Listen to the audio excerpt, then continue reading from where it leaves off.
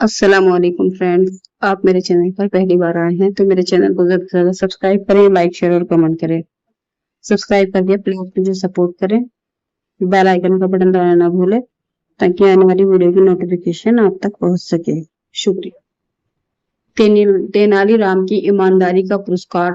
तेनाली राम से चिढ़ने वाले कुछ ब्राह्मण एक दिन राजगुरु के पास पहुंचे, क्योंकि वे सभी अच्छी तरह जानते थे कि राजगुरु तेनालीराम का पक्का विरोधी है और तेनाली से बदला लेने में वो उनकी मदद जरूर करेंगे। राजगुरु और ब्राह्मणों ने मिलकर सोचा क्यों ना तेनालीराम को अपना शिष्य बनाने का बहाना किया जाए।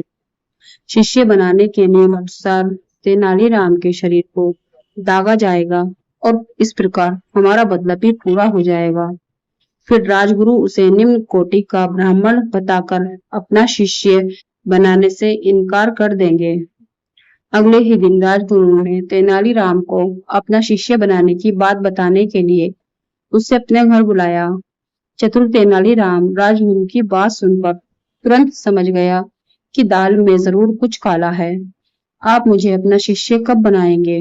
तेनालीराम ने कुछ इस अंदाज में पूछा कि राजगुरु को उस पर बिल्कुल भी शक न हो। इस मंगलवार को मैं तुम्हें अपना शिष्य बनाऊंगा। उस दिन तुम स्नान करके मेरा द्वारा दिए गए नए वस्त्र धारण करके मेरे पास आ जाना। उसके बाद मैं तुम्हें 100 स्वर्ण मुद्राएं भी दी जाएगी। उसके बाद विधिवत तरीके से मैं तुम्हें अपना शिष्य स्वीकार कर लूंगा। राजगुरु ने कहा, ठीक है, मैं उस दिन आपके घर आ जाऊंगा। इतना कहकर तेनालीराम अपने घर चला गया। घर पहुंचकर उसने यही सब बातें अपनी पत्नी को बता दी। तब उसकी पत्नी बोली, आपको राजगुरु की ये बातें नहीं माननी चाहिए थी, क्योंकि राजगुरु बिना किसी मतलब के कभी कुछ नहीं करता। इसमें उसकी कोई ना कोई चाल होगी। तेनालीराम, राजगुरु को तो मैं देख लूंगा। अगर वो शेर है तो मैं सवा शेर हूँ। अच्छा, तो फिर आप क्या करोगे? पत्नी ने पूछा। तब तेनालीराम बोला, कुछ नहीं। पहले कुछ ब्राह्मण राजगुरु के यहाँ सभा करने गए थे, जिनमें से सोमदत्त नाम के ब्राह्मण को मैं अच्छी तरह से जानता हूँ। उसकी आर्थिक स्थिति ठीक नहीं है। मैं उसे कुछ स्वर्ण मुद्राओं का लालच देकर राजगुरु के यहाँ हुई सारी बातों के बारे में पूछ लूंगा। अगले ही दिन तेनालीराम सोमदत्त के यहाँ पहुंच गया। कुछ देर बाद बात करने के बाद उसने सोमदत्त को 10 स्वर्ण मुद्राएं देते हुए कहा, मुझे तुम्हारी आर्थिक स्थिति ठीक नहीं लग रही है, इसलिए तुम ये स्वर्ण मुद्राएं रख लो और मुझे अपने राजगुरु के घर हुई सारी बातें बता दो। सोमदत्त घबराते हुए बोला, मुझे नहीं पता। तब तेनालीराम ने जोर देते हुए कहा, क्यों नहीं बता सकते? आखिर तुम भी तो उस सभा में उपस्थित थे। मैं किसी को कानो कान खबर तक नहीं होने दूंगा कि तुमने मुझे कुछ बताया है। तेनालीराम ने भरोसा दिलाकर तब जाकर सोमदत्त ने स्वर्ण मुद्राएं लेते हुए तेनालीराम को सभा में हुई सारी बातें उसे अवगत करा दिया। समय बीता और मंगलवार का दिन आ गया। तेनालीराम सुबह जल्दी उठकर स्नान करके राजगुरु के घर की ओर चल दिया।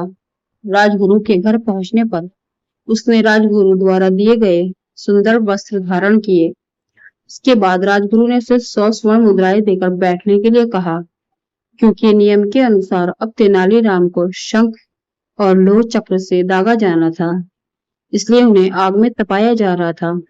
जैसे ही वह पूरी तरह तप गया, तभी तेनालीराम 50 स्वर्ण मुद्राएं राजगुरु की ओर फेंकते हुए बोला, आधी ही बहुत है, आधी आप वापस रख लीजिए। इतना कहकर तेनालीराम वहां से भाग गया। अब राजगुरु और ब्राह्मण भी तपे हुए शंख और लोह चक्र लेकर तेनालीराम के पीछे पीछे दौड़ने लगे। यह नजारा देखने के लिए रास्ते में काफी भीड़ इकट्ठी हो चुकी थी।